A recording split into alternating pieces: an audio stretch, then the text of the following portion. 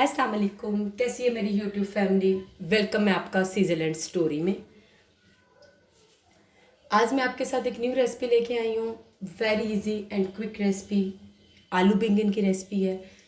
ये आजकल बैंगन का सीज़न भी है, सो इस सीज़न को एंजॉय करना चाहिए। और आलू बैंगन वो रोटी साथ भी बहुत अच्छे लगते हैं और राइस के साथ भी इनका फ्लेवर बहुत अच्छा लगता है। सो जल्दी और क्विक हम ये तैयार करेंगे। मैंने पैन ले लिया है और उसमें मैंने ऑयल डाला है।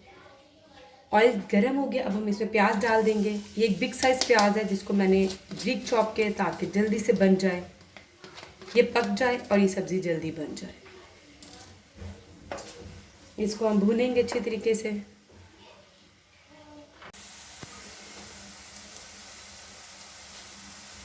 जैसे प्याज हल्का हल्का गोल्डन होना स्टार्ट हो रहा है,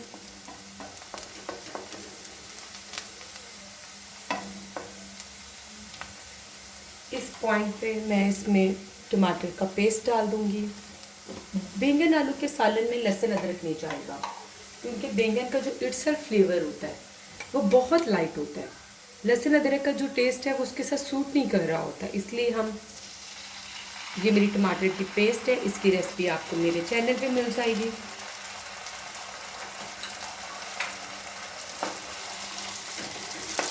इसको हम अच्छी तरह भून लेंगे।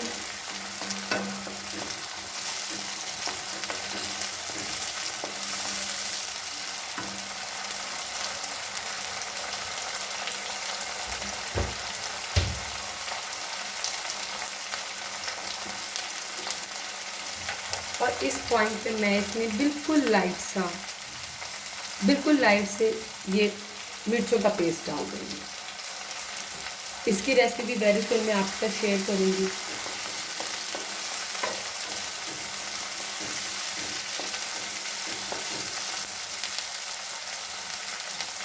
इसमें जो मसाले जाएंगे वो भी बहुत बेसिक होंगे। हम बहुत ज़्यादा बैंगन आलू के सालन में मसाले नहीं शामिल करेंगे। ये बहुत बेसिक से बनकर और इसका टेस्ट फ्लेवर बहुत अच्छा आता है। इसमें इसमें थोड़ी सी हल्दी जाएगी,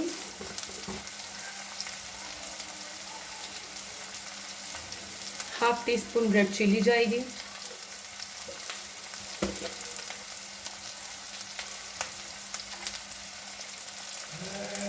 हाफ ही सॉल्ट जाएगा। बस यही बेसिक मसाले जो हम इसमें शामिल करेंगे। इसमें हम कोई कुछ सब्ज़ धनिया या ज़ीरा वगैरह शामिल नहीं करेंगे।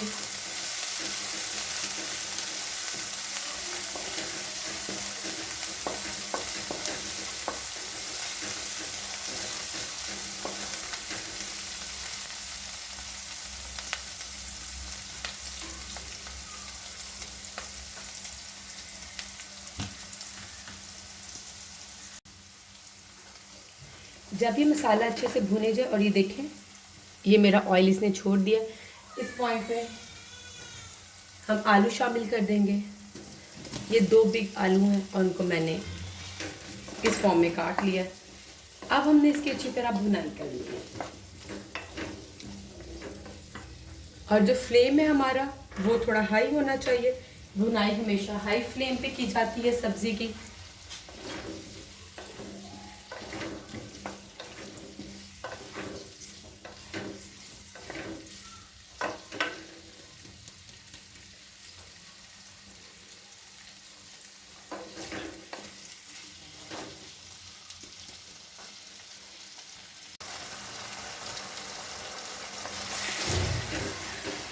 हाई फ्लेम पे आपने आलू को अच्छी तरह भूनना है। जो सालन में टेस्ट है वो इसी टाइम पे डेवलप होता है।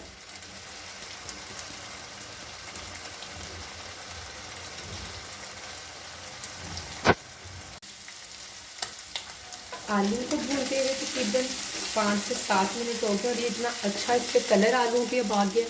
अब हम क्या करेंगे,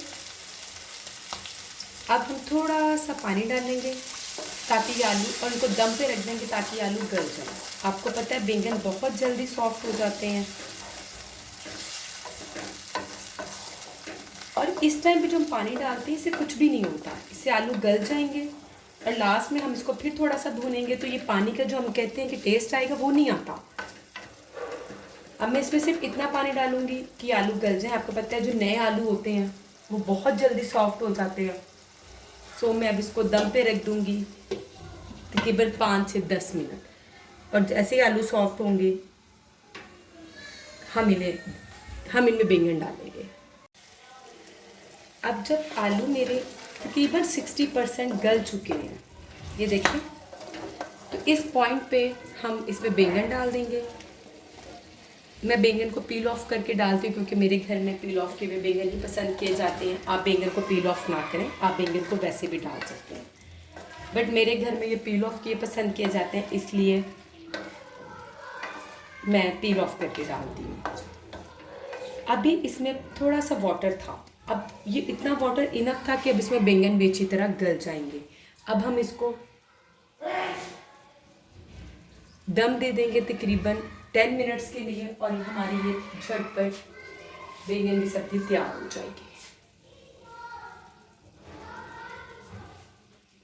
اب میں اس کو 10 منٹس دم پہ رکھ دوں گی. ہم اس میں کو زیادہ چمچ نہیں ہلائیں گے، اور آفٹر 10 منٹس میری بینگن کی سبزی ٹوٹلی تیار ہوگی.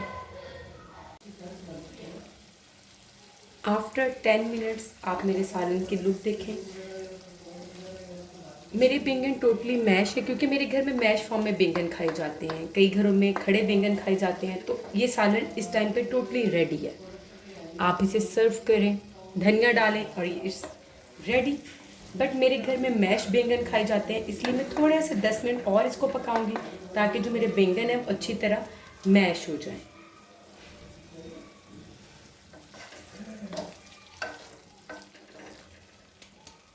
آفٹر 10 منٹس ہم ملتے ہیں.